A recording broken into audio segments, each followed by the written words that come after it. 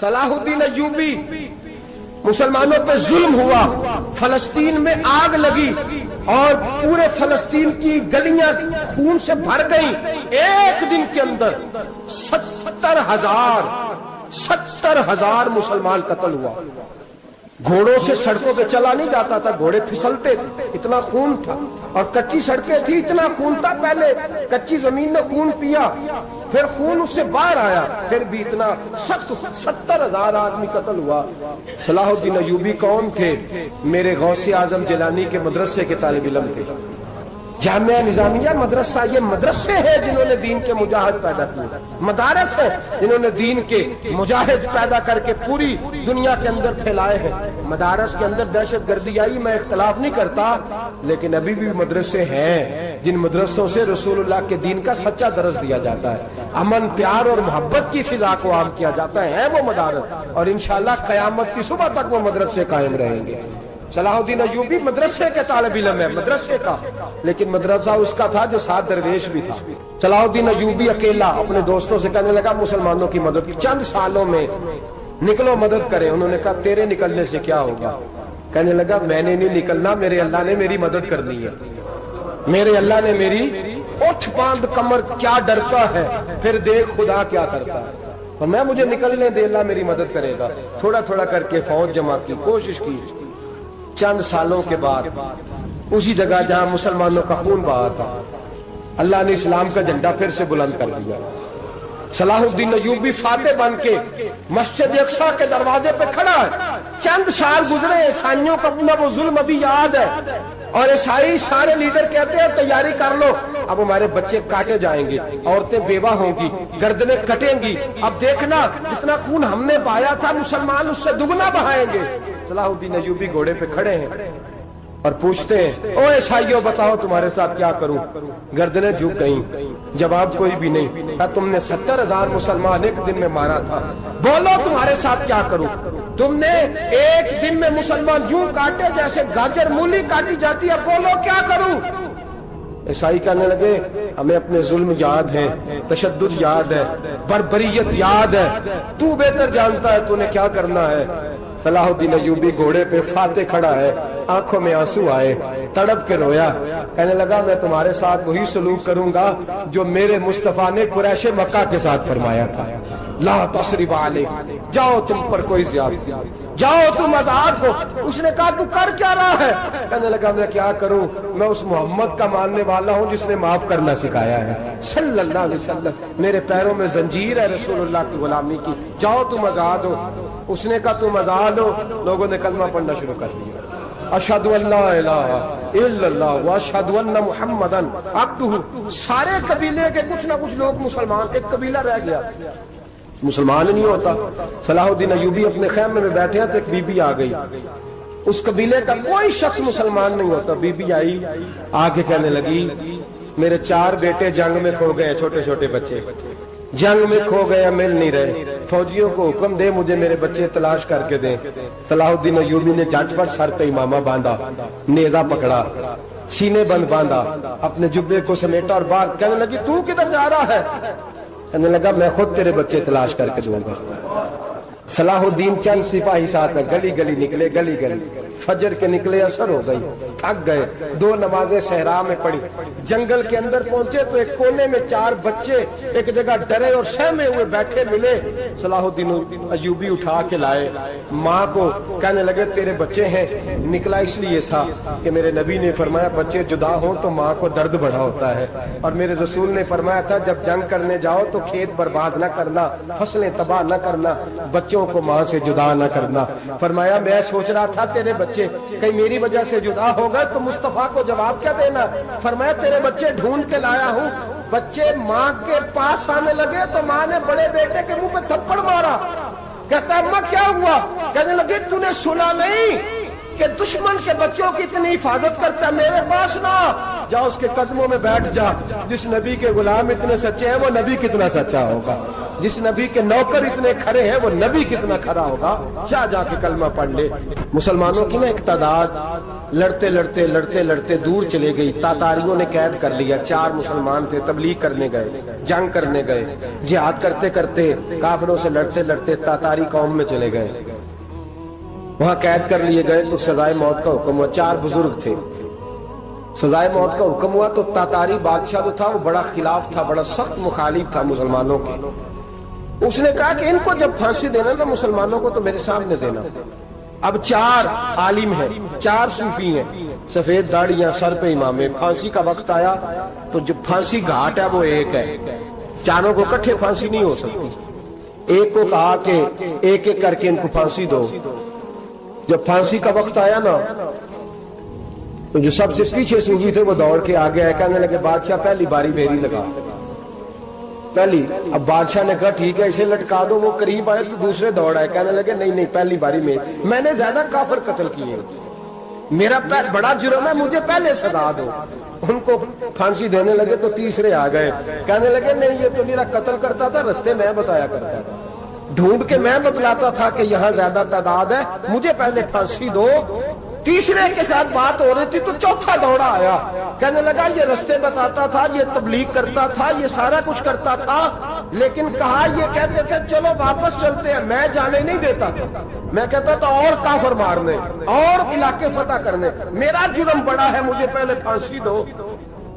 بادشاہ کہنے لگا مجھے 35 سال ہو گئے حکومت کرتے، بڑی دنیا کو پھانسی دی ہے، لوگ تو ایک دوسرے کو دھکے دیتے ہیں کہ پہلے تو جا پہلے تو جا، اور تم کیسی قوم ہو کہ ایک دوسرے پہ قربان ہو رہے ہو؟ کہنے لگا تم ایک باپ کی اولاد ہو، جاگ رہے آپ لوگ؟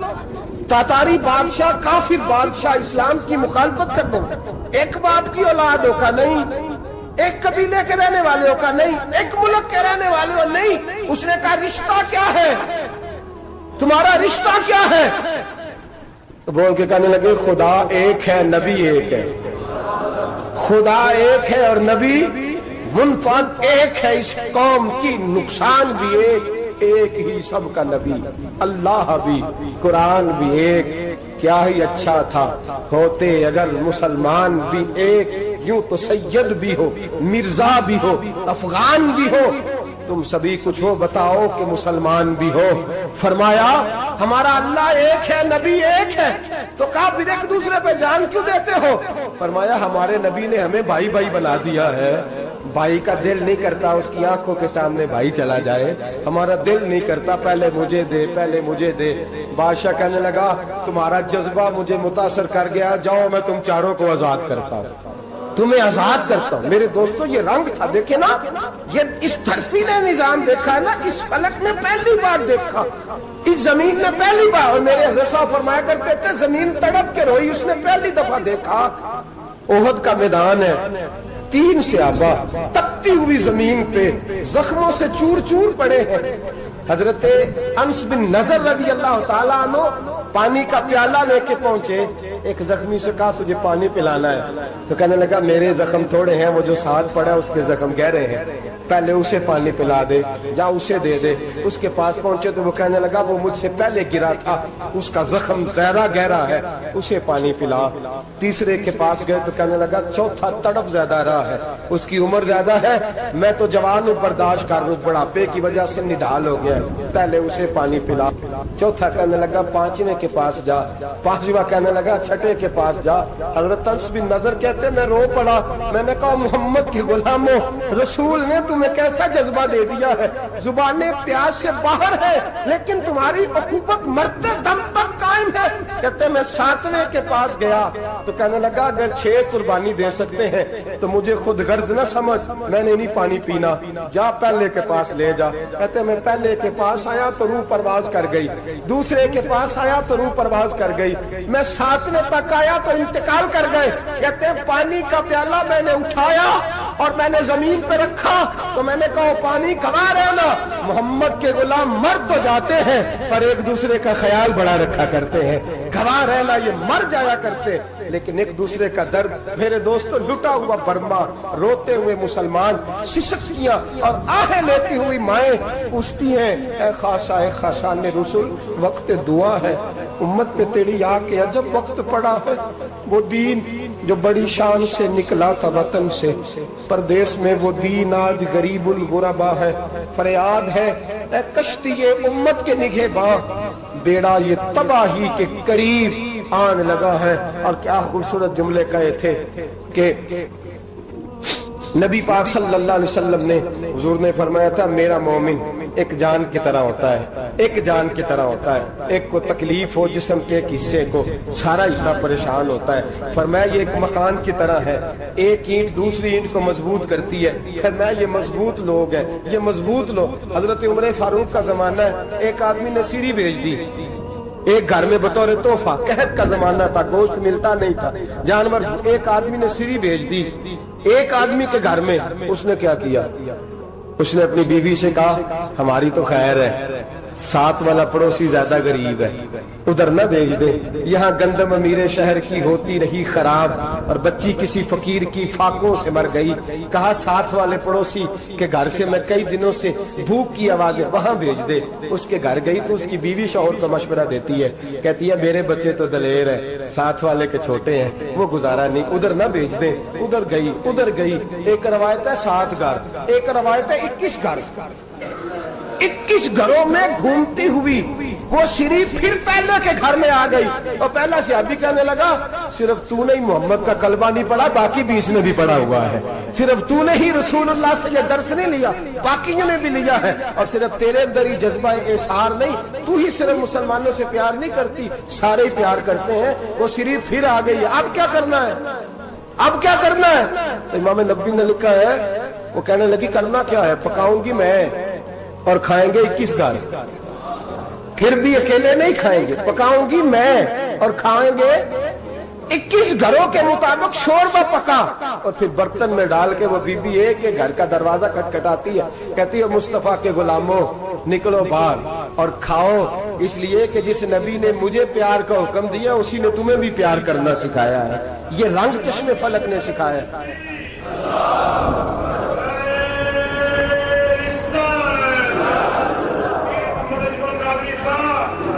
آپ کی بڑی مہربانی، زندہ باد وہی ہے جس کو اللہ رسول زندہ باد فرمائے، بڑی مہربانی، اللہ جزا دے۔ بنو قریظہ اور بنو نذیر 2 محلے تھے یہودیوں کے۔ یہودیوں نے بڑی عہد شکنی کی تو نبی پاک صلی اللہ علیہ وسلم نے ان کو بے دخل کر دیا، مدینے سے نکال دیا، مدینہ منورہ سے۔ یہودی نکل گئے مدینہ طیبہ سے، تو جب وہ نکل کے جا رہے تھے تو ان کے مکان، ان کے باغ، ان کی جائیدادیں بچ گئی۔ نبی پاک علیہ السلام نے انصار مدینہ کو پہلے بلایا، جاگ رہے ہیں نا آپ لوگ؟ پیسے آتے کسی کو برے لگتے ہیں، اب تو یہ بھی حلال حرام کی تمیز بھی اٹھتی جا رہی ہے۔ جائیداد، باغ، مال، علاقہ خالی ہوا ہے، وہ چلے گئے اور لوگ تو ڈھونڈتے پھرتے ہیں۔ اللہ خیر فرمائے، شاملہ ہر جگہ ملتی نہیں اب شہروں میں، وہ کس کس نے نام کرا لیا، کدھر گئی ہے کوئی خبر ہی نہیں، خالی جگہ پڑی ہے۔ میرے نبی پاک علیہ السلام نے پہلے انصار مدینہ کو بلایا، حضور نے فرمایا انصاریوں بہت بڑی جائیدادیں یہودیوں کی، بنو نذیر اور بنو قریظہ محلے خالی ہو گئے، میرا دل کرتا ہے وہ تمہیں دے دوں، اس لیے کہ تم نے اپنے مہاجر بھائیوں کے ساتھ بڑا تعاون کیا، جائیدادیں تم نے دے دی ہیں، مکانات دے دیے ہیں، بڑا کچھ تم نے دیا ہے، میرا دل کرتا ہے وہ تمہارے نام کر دوں۔ تو انصار مدینہ کیا کہنے لگے یا رسول اللہ دے تو ہم نے دیا ہے پر وہ بیچارے جھچکتے ہی رہتے ہیں، وہ جھچکتے ہی رہتے ہیں، کھول کے ہماری چیزیں استعمال نہیں کرتے۔ تو حضور ہم تو پہلے ہی انصار ہیں، ہمارے پاس بڑا کچھ ہے، آپ مہربانی فرمائیں وہ سارا کچھ مہاجروں کو دے دے مہاجرین کو، ہمیں نہیں چاہیے۔ اب چلے گئے بات کر کے، میرے حبیب پاک نے مہاجروں کو بلا لیا، فرمایا بنو نذیر اور بنو قریظہ قبیلے کی جائیدادیں آئی ہیں، تمہارے پاس بظاہر جو چیزیں ہیں بھی وہ بھی انصار مدینہ کی ہیں، تو میرا یہ خیال ہے کہ وہ سارا کچھ تمہیں دے دیا جائے۔ ابو بکر صدیق رضی اللہ تعالیٰ عنہ کہنے لگے یا رسول اللہ صلی اللہ علیہ وسلم ہمارے انصار بھائیوں نے ہمارے لیے دل تک کھول دیے ہیں، حضور انہوں نے ہر چیز بانٹ کے ہمارے سامنے رکھ دی ہے، ہم اتنے خرد غرض ہیں کہ سارا کچھ لپیٹ جائیں۔ کہ حضور ہمارے پاس جو مکان ہے وہ ہے، ہم کاروبار کر رہے ہیں، تجارتیں کر رہے ہیں، مزدوریاں کر رہے ہیں، ہم انشاءاللہ اور بنا دیں گے، آپ یہ ہماری طرف سے ہمارے انصار بھائیوں کو گفٹ کر دیں گا۔ آپ انہیں دے دیں. میرے حبیب کی آنکھوں میں آنسو آ گئے. میرے نبی پاک علیہ السلام رو پڑے. یا رسول اللہ آپ کیوں روتے ہیں؟ فرمایا تمہارا یہ بھائی چارہ قائم رہا تو اللہ اسلام کو بڑی قوتیں عطا فرمائے گا. اللہ طاقتیں دے گا اسلام کو اگر تمہارا یہ رنگ قائم رہا، یہ انداز. میرے غلاموں تمہارے یہ طور طریقے، ایک بھائی کہتا ہے دوسرے کو، دوسرا کہتا ہے تیسرے کو. عرض یہ کرنے جا رہا تھا کہ رسول کریم صلی اللہ علیہ وسلم نے یہ پیغام دیا امت کو. فرمایا دیکھیں نا کتنے بڑے لفظ ہیں. یہ نہیں فرمایا دوزخ میں جائے گا، یہ نہیں فرمایا کہ اسے جہنم کی سزا ملے گی. میرے نبی نے فرمایا میں اسے مومن مانتا ہی نہیں، میں اسے مسلمان اپنا مانتا ہی نہیں. حضور کسے؟ فرمایا جو پیٹ بھر کے کھاتا ہے اور اس کا ہمسایہ بھوکا سو جاتا ہے. میں مومن ہی نہیں مانتا. سزا تو تب ملے گی نا کہ جب میں کسی سزا کا اعلان کروں. میں مانتا ہی نہیں، وہ میرا ہے ہی نہیں. خود پیٹ بھر کے کھا رہا ہے، ہمسایہ اس کا بھوکا. میں نہیں مانتا انما المؤمنون اخوہ، مومن بھائی بھائی. میں مانتا ہی نہیں اسے. اور میرے حبیب پاک اتنے بڑے لفظ حدیث میں اور کہیں نہیں ملیں گے آپ کو، اتنے بڑے جملے کہیں نہیں ملیں گے. میرے نبی پاک نے فرمایا اللہ کہے گا قیامت کے دن. کون؟ اتنے بڑے لفظ حدیثوں میں ملتے نہیں جتنے یہ ہیں. حضور نے فرمایا رب فرمائے گا بندے سے کہ میں تیرے پڑوس میں بھوکا تھا، تو نے مجھے روٹی کیوں نہیں کھلائی؟ کون کہہ رہا ہے؟ اللہ کہہ. میں بھوکا تھا تو نے روٹی نہیں دی، میں ننگا تھا تو نے کپڑا نہیں دیا، میں پیاسا تھا تو نے پانی نہیں پلایا، میں بیمار تھا تو تیمارداری. یا اللہ نہ تو کھاتا ہے، نہ پیتا ہے، نہ کپڑا پہنتا ہے، نہ تو بیمار ہوتا ہے. لا تاخذہ سنۃ ولا نوم، تجھے بیماری آتی نہیں، اونگ نیند نہیں آتی. میرے مالک تو میرے پڑوس میں تھا. حضور فرماتے ہیں رب فرمائے گا وہ جو بندہ تیرے پڑوس میں بھوکا تھا تو بندہ تو میرا ہی تھا نا. وہ جو بندہ تیرے پڑوس میں ننگا تھا تو بندہ تو میرا ہی تھا نا. وہ جو تیرے پڑوس میں پیاسا تڑپتا رہا تو وہ میرا ہی بندہ تھا. تو دوائی لینے جائے تو بڑے اسپتال میں اور اس بیچارے کو 20 روپے پرچی کے بھی میسر نہ آئے تو میرا ہی بندہ تھا. میرے دوست خیال کر اور یاد رکھ، یہ جو ہمسائے ممالک میں ظلم ہوتے ہیں، زیادتیاں ہوتی ہیں. ہمارے گھر کا پنکھا اچھا چلتا ہے، ہم جلوس اس وقت نکالتے ہیں جب ہماری لائٹ بند ہوتی ہے. ہم جلوس اس وقت نکالتے ہیں جب ہمارا ایسا جو ہمیں تنگ کرتا ہے. ہم اس وقت درد محسوس کرتے ہیں جب ہمارے گھر تک آگ آ جاتی ہے.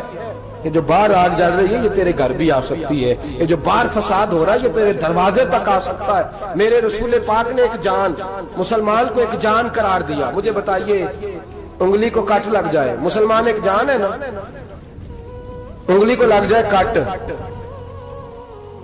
دماغ کہتا ہے میں نے نہیں سوچنا اس کے بارے میں نے اس کے درد کو محسوس ہی نہیں کرنا. انگلی کی درد ہے، انگلی جانے اس کا کام جانے. ایسے ہی ہوتا ہے نا. بولے پیروں سے کہتے ہیں، انگلی کہتی ہے چل ڈاکٹر کے پاس، پیر کہتے ہیں نہیں میں نے نہیں جانا. انگلی کا کام ہے انگلی جائے. ایسے ہی ہے نا. دل سے کہتے ہیں تو تڑپ تھوڑا سا، انگلی کو درد ہے، کہتے میں تو تڑپوں، انگلی کا ماما، انگلی جانے اس کا کام جانے. ٹیلی فون کرنا ہے ڈاکٹر صاحب کا پتہ کرنا ہے تو کان کہتے ہیں میں نے نہیں بات سننی ڈاکٹر صاحب کی، زبان کہتی ہے میں نے نہیں بولنا، انگلی جانے. ایسا ہوتا ہے. پیر احتجاج کرتے کہ میں نے ڈاکٹر کے پاس، میں کیوں چکر کھاتا پھروں ڈاکٹر کی دکان کی. انگلی کو درد ہے انگلی جانے. ایسا ہوتا ہے بھئی. میرے رسول پاک نے فرمایا مسلمان ایک جان ہے. تو درد برما کے مسلمانوں کو ہو رہا ہے تو پاکستانی کہہ رہے ہیں کوئی بات نہیں، وہ جانے ان کا کام جانے. ایک جان ہے نا. درد ہونا چاہیے، تکلیف ہونا چاہیے. پھٹے پہ باتیں ہوتی ہیں اس موضوع پہ، اسمبلی پہ گفتگو ہوئی ہے اس موضوع پہ. آپ کی صوبائی اسمبلیاں اس موضوع پہ بولی ہیں، آپ کے کونسل اس موضوع پہ بولے. ہم تو اپنی اپنی سیاستیں، اپنے اپنے تماشے، اپنے اپنے چکروں میں لگے ہوئے. وہ دریا کے اندر سسکتے مسلمان، بنگالی کہتے ہیں ہمارے نہیں، برمی کہتے ہیں ہمارے نہیں، پاکستانی کہتے ہیں ہمارے نہیں، ترکی کہتے ہیں. وہ کس کے ہیں؟ وہ کس کے ہیں؟ وہ اللہ کے بندے ہیں، محمد عربی کے غلام ہیں صلی اللہ علیہ وسلم. لیکن میرے دوستو کیا ہمیں کیا غرض ہے؟ وہ جانے ان کا کام جانے. یہ جب تیرے پیروں تک آگ آئے گی پھر تجھے پتا چلے گا یہ بڑی سخت آگ ہے. آج جس کافر نے برما پر عرصہ دراز تنگ کیا، مسلمان تھوڑے تھوڑے مفاد لینے کی خاطر نا، بنو عباس اور بنو امیہ کی جنگ چل رہی تھی. بنو عباس جو تھے وہ غالب آ گئے، بنو امیہ جو تھے ان کی حکومت ختم ہو گئی. تو عیسائیوں نے بنو امیہ سے کہا کہ ہم تمہارے ساتھ تعاون کرتے ہیں، ہم تمہارے ساتھ تعاون کرتے ہیں اور بنو عباس پہ غلبہ پا کے تمہیں حکومت دلاتے ہیں.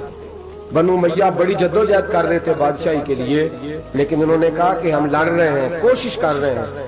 لیکن ہمیں کسی کافر کی مدد کی ضرورت نہیں. ہم جتنا مرضی لڑیں لیکن کافروں کے ہاتھوں بنو عباس کو مروانے کو ہم تیار نہیں ہیں. ہمیں خبردار، تمہارا آپس کا معاملہ ہے، ہم خود نمٹ لیں گے، تمہیں اجازت نہیں دیتے تم اندر کودو اور کود کر کے تم فسادات پیدا کرو اور مسلمانوں کے اندر تقسیم کرو. میرے دوستو، مسلمان کو سوچنا چاہیے، سوچ بڑی رکھنی چاہیے. گھر کی جنگ سے نکل آ، اب بہو ساس کے جھگڑے سے باہر آ جا، اب محلے کی سیاست چھوڑ کے باہر کا سوچ. اب اسلام کو تیری حاجت ہے. اب پوری دنیا جب مسلمان کو دیکھے نا، فیس بک یوز ہوتی ہے، اس پہ نوجوان جب اسلام کی بات کرنے لگے گا، اس پر جب بڑا اسلام کی بات کرنے لگے گا، پوری دنیا میں پیغام جائے گا کہ مسلمان اب جاگنے لگا ہے، مسلم خابیدہ بیدار ہونے لگا ہے، اب اس کی آنکھیں کھلنے لگی ہیں، اب یہ اپنے مذہب کی بات کرتا ہے، اب یہ اپنے ملک سے، صوبے سے، برادری سے نکل کر بولتا ہے. اب یہ کہتا ہے کہ بازو تیرا توحید کی قوت سے قوی ہے، اسلام تیرا دیش ہے، تو مصطفی ہے. اب یہ بڑی سوچ رکھتا ہے، اب یہ عالمی بات کرتا ہے. میرے دوستو، ہمارا تو حال یہ ہے. امام اعظم ابو حنیفہ کا فتویٰ ہے، آپ فرماتے ہیں جو مولوی عالمی حالات سے باخبر نہ ہو وہ جمعے کی تقریر نہ کرے، وہ مسلمانوں کی رہنمائی نہیں کر سکتا. عالمی حالات سے جو خبردار نہ ہو، تو جس کو چھٹی ہو جائے، تو نے ختم نہیں پڑھا، دوڑ جا مسجد سے، تو ختم نہیں پڑھتا ہمارے، تجھے پتہ ہی نہیں تو کہاں رہتا ہے، بھاگ جا. وہ عالمی حالات پہ بات کرے گا، کیونکہ بیچارے کو تو پتا ہے میری سویرے چھٹی ہو جانی ہے. سیاست کا لفظ چھیڑا نہیں تو میں گیا نہیں. یاد رکھے، وہ جو بیداری ہے، وہ جو اعلیٰ ظرفی ہے، وہ جو بڑی سوچ ہے، وہ جو ملت کی سوچ ہے، وہ جو قومیت کی سوچ ہے، وہ جو آگے بڑھنے کا زاویہ ہے، وہ تو اندر اقبال کہتے ہیں گلا تو گھونٹ دیا اہل مدرسہ نے تیرا، گلا تو گھونٹ دیا اہل مدرسہ نے تیرا. تجھے تو مدرسے والوں نے پلیٹ پکڑا دیا ہے کہ جا سویرے لنگر کٹھا کر کے لا اور دوپہر کو روٹیاں مانگ کے لا اور دیکھ آج مرا کون ہے، ختم کس کا پڑھنا ہے. تو گلا تو گھونٹ دیا اہل مدرسہ نے تیرا، اب کہاں سے آئے گی صدا لا الہ الا اللہ. تو گھونٹ دیا تیرا گلا، تو کیسے بڑی بات کرے گا؟ بڑی بات کے لیے بڑی سوچ چاہیے، بڑی تگودو چاہیے، بڑی کوشش چاہیے، بڑا حوصلہ چاہیے. مسلمان چھوٹی چھوٹی لڑائی میں، چھوٹی چھوٹی جنگ میں، ایک دکاندار دوسرے دکاندار سے لڑ رہا ہے، گلی والا دوسری گلی والی سے لڑ رہا ہے، محلے والا محلوں پہ اعتراض. ایک شہر میں رہنے والے میں نے دوسرے محلے پہ اعتراض کرتے دیکھا. یقین کریں، ایک شہر میں رہنے والے، علاقے میں بسنے والے کہتے ہیں بھائی توبہ ہے، اس محلے تو اللہ ہی بچائے. لا حول ولا قوت. وہ جو تقسیم در تقسیم کی سوچ ہے، اس نے چھوٹے چھوٹے ٹکڑوں میں مسلمانوں کو بانٹ دیا ہے. چھوٹی چھوٹی تقسیم ہے، چھوٹا چھوٹا ہمارا مزاج ہے، چھوٹی سوچ ہے. بڑی سوچ کی بات سنیے. صلاح الدین ایوبی، جاگ رہے ہیں نا آپ لوگ؟ تو آخنا حضرت صاحب ایڈی وڈی گل چھیڑ چھڑی ہے، یہ مطلب ہی کون نہیں، کنے برما جانا ہے تو کنے مدد کرنی ہے. میں تو بھائی فریضہ سر انجام دے رہا ہوں. میرے نبی نے فرمایا برائی کو یا ہاتھ سے بدل، ہاتھ سے نہیں بدل سکتا تو زبان سے تو بولنا. تو میں معذور ہوں، کمزور آدمی ہوں، ہاتھ سے بدلنے کی طاقت نہیں رکھتا، تو دوسرے درجے پہ تو مجھے عمل کرنے دو نا.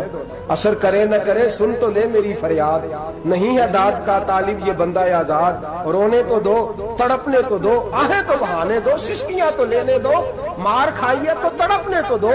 وہ قرآن پاک برما میں پابندی لگی ہے تو میں یہاں سوچنے لگا ہوں کہ وہاں تو پابندی لگی ہے، یہاں پہلے ہی لوگ کوئی نہیں پڑھی. معاذ اللہ تعالیٰ حالات دن پہ دن مسلمانوں کے لیے ایک ایک کر کے.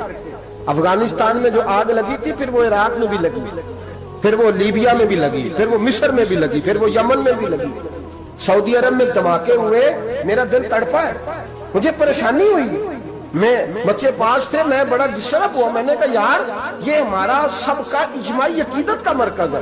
ہم کم از کم 1000 اختلاف کے باوجود کہا کرتے تھے کہ عرب میں امن ہے یار، وہاں سکون ہے، وہاں دکانیں کھلی چھوڑ کے لوگ چلے جاتے ہیں. وہاں بھی فساد ہونے لگا، وہاں بھی آگ بڑھ گئی ہے. لیکن ہم صرف چھوٹی چھوٹی کر کے جب آگ بجھانے کی کوشش کریں گے، اس وقت آگ نہیں بجھے گی. جب ہر آدمی اپنے پیالے میں پانی لے کے آئے گا، ہر شخص اپنے گھر کی نل چلائے گا، ہر شخص نلکا چلائے گا اور پانی نکال کے یہ آگ بجھائے گا، تب یہ آگ بجھے گی. ہر آدمی کو کردار، سوچ بڑی کریں، نظریہ بڑا کریں، ملت کی بات کریں، مسلمان ہو کے سوچیں، مسلمان ہو کے سوچیں. خدا را نکلے یہ گھر کے جھگڑوں سے، تھوڑی دیر کے لیے اپنے آپ کو بڑا کریں، بڑی سوچ آپ بنائیں. جب دوستیاں لگائیں، یارانے لگائیں کہ چھوٹے موٹے حساب سے بچیں. بابا بلے شاہ صاحب فرماتے کورے ورک کتاب نہیں ہوندے، کوڑے ورگ کتاب نہیں ہوندے، پتھر دل گلاب نہیں ہوندے، او بلیا یاری سوچ کے لائیں یارا نال حساب نہیں ہوندے۔ پھر ذرا نکلے اس حساب کتاب سے باہر، بلیا یاری سوچ کے لائیں یارا نال حساب نہیں ہوندے۔ پھر ذرا بڑا ذہن کرے، چھوڑے اپنے حساب۔ یبصرون علی انفسہم ولنبلونکم بشیء من الخوف والجوع ونقص من الاموال والانفس والثمرات۔ پھر حساب کتاب سے نکلے، پھر امام علی مقام کی طرح یہ سوچ بنائے کہ حسین کے بچے چلے جائیں تو کوئی حرج نہیں، امت پر آنچ نہیں آنی چاہیے۔ ایک امام علی مقام، کل تک امام میدان میں کھڑے تھے تو اکیلے تھے، لیکن آج پوری دنیا کہتی ہے حسین ہمارا ہے، حسین ہمارا ہے۔ آج نظریہ امام علی مقام زندہ ہے، تو اکیلا ہے تو کھڑا ہو، یہ نہ کہا کر چھوٹی سی مسجد ہے، ایک کونا کا کھڑکاوا، مولانا تقریر کر رہے ہیں تو کیا بنے گا، ایک آواز کہیں سے گونجا کرتی ہے، پھر اس میں تاثیر میرا اللہ پیدا فرما دیا کرتا ہے، پھر اس کے اندر قوت میرا رب پیدا فرما دیا کرتا ہے، پھر اللہ اس میں تاثیر پیدا کر کے چار دانگ عالم میں پھیلا دیا کرتا ہے۔ جب آپ نماز پڑھ رہے ہوتے ہیں، جب آپ کا مصلی آباد ہوتا ہے، صلاح الدین ایوبی ایک بزرگ سے ملاقات ہو گئی، بیت المقدس پر قبضہ تھا عیسائیوں کا، تو صلاح الدین بڑے پریشان تھے۔ بابا جی کہنے لگے پتر کیا ہوا؟ کہنے لگے حضور پتہ چلا ہے دشمن کے 2 بحری بیڑے اسلحہ لے کے آ رہے ہیں، مسلمان پہلے ہی کمزور ہیں، اور اب اگر 2 بحری بیڑے اور آ گئے تو حضور مسئلہ بن جائے گا۔ تو میں پریشان ہوں کہ کس طرح یہ کم مسئلے والی ہماری فوج ہے کیسے مقابلہ کرے گی۔ تو بابا جی کہنے لگے پتر اس طرح کرنا، آج رات تو بھی دعا کرنا اور میں بھی کروں گا، تو بھی دعا کرنا، آپ ناراض نہ ہونا، ہم تو پیروں والے ہیں، ہم تو پیروں کے نوکر غلام ہیں، ہمارا تو گزارا ہی نہیں، ہمیں تو ملتا ہے سارا کچھ وہاں سے۔ پر میرا سوال یہ ہے کہ تعویذ لینے جاتے ہو نفل کیوں نہیں پڑھتے، رات اللہ اللہ کیوں نہیں کرتے؟ یہ بھی تو ہمارے بزرگوں کا ہی طریقہ ہے، انہوں نے تو ہمیں سکھایا ہے۔ صلاح الدین ایوبی سے بزرگوں نے کہا کہ رات آج نا اللہ اللہ کرنا، تو میں تیرے لیے دعا کروں گا، تو بھی دعا کرنا۔ تو بندہ جب دکھی ہوتا ہے تو سجدہ کرتا ہے، تو پھر ہی تو مصلی بھیگ جاتا ہے، پھر ہی تو مزہ آتا ہے۔ سکھی بندہ تو کعبے جا کے نہیں روتا، دکھی تھے، تکلیف تھی، تو سر رکھا سجدے میں تو تڑپ گئے۔ اور وہ بابا جی کہتے ہیں میں مسجد آیا تو صلاح الدین چیخے مار کے رو رہا تھا اور کہہ رہا تھا مالک میں کوئی اپنی شان کے لیے تو نہیں نہ لڑ رہا، اللہ کو میں کوئی قبضوں کے لیے تو نہیں لڑ رہا، مالک تیرے لیے لڑ رہا ہوں، مجھے بے آبرو نہ کرنا، میری مدد فرمانا۔ کہتے ہیں میں آیا تھا کہ مسجد میں دعا کروں گا، پر صلاح الدین ایوبی کو روتے دیکھا تو میں لوٹ گیا۔ تو سویرے صلاح الدین ملے تو بڑے خوش تھے، میں نے کہا پتر کیا ہوا؟ کہنے لگے حضور وہ بحری بیڑے 2 آ رہے تھے نا اسلحہ لے کے، دونوں ڈوب گئے پانی میں ڈوب گئے۔ تو بابا جی کہنے لگے صلاح الدین وہ پانی میں نہیں ڈوبے، وہ تیرے آنسوؤں میں ڈوب گئے، وہ غرق ہو گئے، وہ جو تو نے مصلی بات کیا تو وہ تیرے آنسوؤں میں ڈوب گئے، وہ غرق ہو گئے، وہ تباہ اتنے قیمتی تھے تیرے آنسو کے بہا لے گئے دشمن کے بحری بیڑوں کو۔ میرے بھائی ٹھیک ہو گیا جی، میرے عزیز سمجھ لیں اس بات کو ہمیشہ کے لیے، اور اس پر غور کر لیں اچھے طریقے سے کہ میرے رسول کریم سید عالم صلی اللہ علیہ وسلم نے نا ہماری توجہ دلائی، حضور نے ہمیں بتلایا، ہمارا ذوق بڑھایا عبادت کی طرف۔ ایک صحابی تھے حضرت ابو فاطمہ رضی اللہ تعالیٰ عنہ، یہ ترمذی شریف کی حدیث ہے۔ نبی پاک علیہ السلام نے فرمایا ابو فاطمہ قیامت کے دن مجھ سے جلدی ملنا چاہتے ہو کہ دیر کے ساتھ؟ تو کہنے لگے حضور کون ہوگا جو دیر سے ملنا چاہے، ہم نے تو جان دے دی وعدہ دیدار پر۔ اعلیٰ حضرت فرماتے ہیں جان دے دی وعدہ اور نقد اپنا دام ہو ہی جائے گا۔ مجھے لگتا ہے کہ یہ سودا نقد و نقد ہو جانا ہے، چونکہ ہم نے جان دے دی وعدہ دیدار پر۔ آپ نے وعدہ کیا تھا کہ مریں گے تو پھر زیارت ہوگی، تو مر گئے ہم زیارت کی خاطر۔ جان دے دی وعدہ دیدار پر، تو نقد اپنا دام ہو ہی جائے گا۔ اے رضا ہر کام کا ایک وقت ہے، دل کو بھی آرام ہو ہی جائے گا۔ تو حضرت ابو فاطمہ رضی اللہ تعالیٰ عنہ سے نبی پاک صلی اللہ علیہ وسلم نے فرمایا جلدی ملنا چاہتے ہو کہ دیر سے؟ عرض کی حضور فٹافٹ ملنا ہے، میں نے قیامت کے دن آپ سے جلدی ملنا ہے۔ تو نبی پاک علیہ السلام نے فرمایا پھر اس طرح کرنا، دنیا میں رہ کے سجدے زیادہ کرنا، پھر سجدے زیادہ کرنا، قیامت میں ملاقات جلدی ہو جائے گی، قرب ملے گا تمہیں۔ اپنے بچوں کے اندر دیکھیں نا، ہم شوق پیدا کرتے ہیں، ہمیں صحیح لفظ نہیں بولنے آتے پر ہم بچوں میں شوق پیدا کرتے ہیں کہ پتر ڈاکٹر بن جائے گا تو بڑا نفع کرے گا، تو لوگوں کی خدمت کرے گا، ملک و ملت کی خدمت کرے گا، تیرے ابا کا نام روشن ہوگا، تیرے دادا کی تعریفیں ہوں گی. ہم یہ ذوق پیدا کرتے ہیں. ہم اپنے نوجوانوں کے اندر یہ فکر پیدا کرتے ہیں، انہیں ہم سمجھاتے ہیں کہ میاں جب تم پڑھو گے، محنت کرو گے تو فلاں آدمی کی طرح تمہارا نام ہوگا.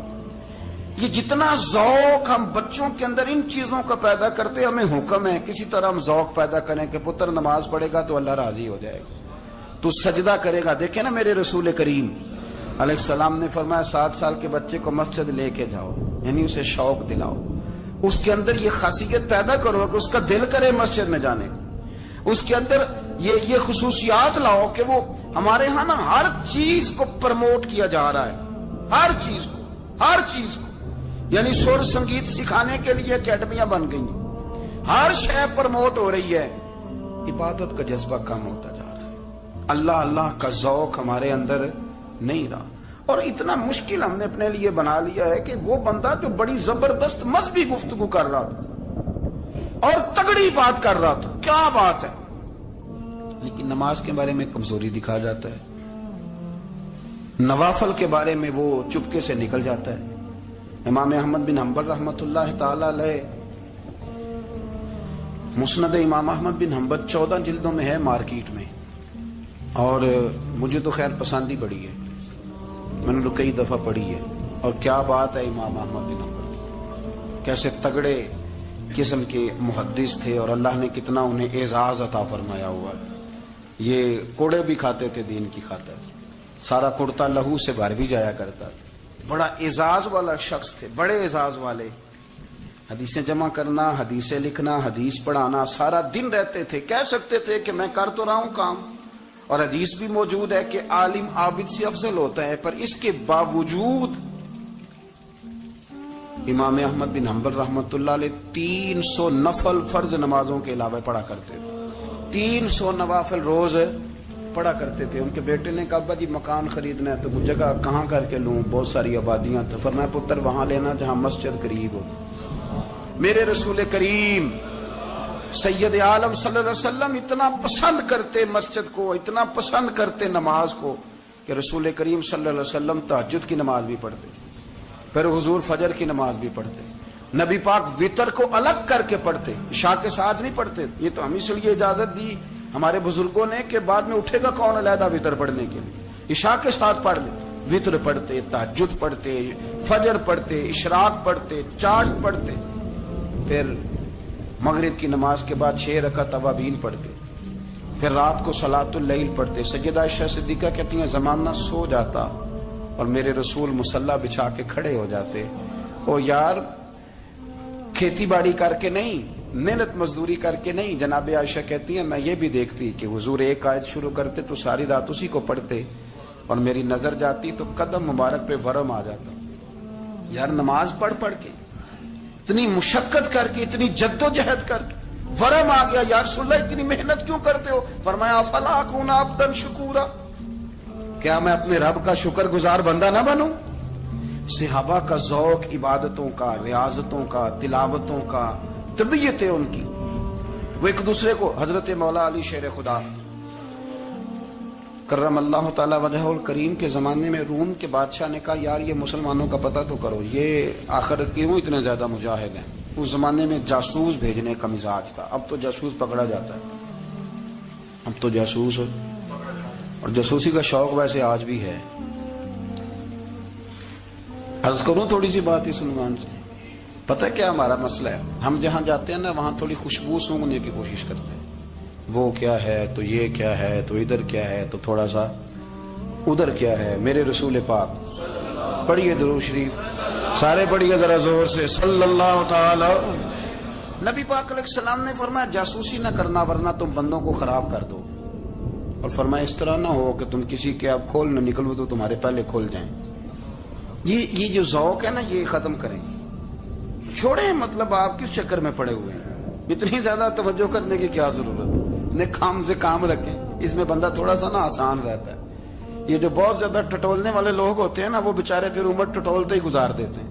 اس لیے کہ مزاج ہی بہت پکا ہے، بوری کا منہ کھول کے اندر تک ہاتھ ڈالنا، تو پھر کئی دفعہ سامنے سے بچھو بھی لڑ جاتا، خرابی ہوتی۔ تو جاسوسی کی جاتی تھی، اس نے بھی جاسوس بھیجے، کیونکہ قبیلوں کے لوگ تھے، کچھ مسلم کچھ کافر، پہچانے نہیں جاتے تھے لوگ، تو کچھ لوگ اس نے بھیجے، انہوں نے آ کے نا تحقیق کی، ریسرچ کری کہ آخر ماجرا کیا ہے۔ تو واپس جا کے انہوں نے رپورٹ دی نا روم کے بادشاہ کو۔ اس رپورٹ کا ایک جملہ بڑا شاندار ہے، وہ کہنے لگا بادشاہ ہمیں مسلمانوں کی کوئی سمجھ نہیں آئی، ہمیں کوئی سمجھ نہیں آئی۔ انہوں نے کہا بھی کیوں نہیں سمجھ آئی؟ کہنے لگے یار عجیب بندے ہیں، جب رات مسلح پہ بیٹھتے ہیں تو یوں لگتا ہے ان کا دنیا سے رشتہ ہی کوئی نہیں، کوئی کسی کو نہیں جانتا، کوئی اپنے دکھ سنا کے رو رہا ہے، کوئی اپنی بات کر کے رو رہا ہے، لگتا ہے کہ ان کا کوئی رشتہ ہے ہی نہیں جب مسلح پہ بیٹھتے ہیں۔ اور فرمایا جب سویرے یہ جہاد کرنے نکلتے ہیں تو لگتا ہے ان سے زیادہ دلیر ہی کوئی نہیں۔ حالانکہ جو مسلحوں پہ رونے دھونے کے لوگ ہوتے ہیں وہ کئی دفعہ جہاد میں کام نہیں کرتے، لیکن عجیب لوگ ہیں کہ رات کے راہب ہیں، دن کے مجاہد ہیں، کوئی سمجھ نہیں آتی۔ میرے عزیز، ان لوگوں نے مسلح آباد کر کے رکھا، تلاوتیں ان کا ذوق رہی، منظر روز پڑھنا، اسباق پڑھنا، وظائف پڑھنا، یہ ان کا ذوق رہا۔ اعلیٰ حضرت بریلوی رحمت اللہ نے ایک 1000 کتاب لکھی ہے، لیکن الوظیفۃ الکریمہ کے نام سے جو وہ صبح و شام وظائف پڑھتے تھے وہ الگ انہوں نے ان کو بیان کیا، پابندی کے ساتھ اپنی اللہ اللہ کرتے۔ شیخ شہاب الدین سہروردی رحمت اللہ علیہ، اس پر ایک بندے نے اعتراض کیا، اس نے کہا جی آپ کس قسم کے صوفی ہیں، مرید بیٹھے ہیں اور آپ وہاں نفل پڑھ رہے ہیں؟ یہ بھی بڑا مسئلہ ہوتا ہے نا، جو بندہ ملنے آتا ہے وہ اپنے ٹائم کے حساب سے آتا ہے، اور اس کا یہ بھی خیال ہوتا ہے کہ پیر صاحب جو ہیں وہ چونکہ درویش ہیں تو نہ انہیں روٹی کھانی چاہیے نہ سونا چاہیے، چونکہ وہ درویش ہیں، اور ہم چونکہ درویشوں کے ماننے والے ہیں، لہذا ہمارا یہ طریقہ ہونا چاہیے کہ جیسے ہم کہیں درویش ویسے ہی کر جائے۔ حالانکہ جس کو آپ درویش کہیں گے آپ اس کی مانیں گے، آپ منوائیں گے نہیں، ہمارا مزاج ہوتا ہے۔ شیخ شہاب الدین پر لوگوں نے اعتراض کی، حضور لوگ ملنے آئے ہیں، زیارت کرنے آئے ہیں، یہ بندے دعا کرانے آئے ہیں، اللہ اللہ کرانے آئے، اور آپ نفل پڑھ رہے ہیں، کیا جملہ ہے، کیا حسن ہے، کیا خوبصورتی ہے۔ فرمانے لگے رب رسول سے مانگنے کے لیے مصلی بچھایا ہے، اگر وہاں سے مانگوں گا نہیں تو تمہیں دوں گا کیا؟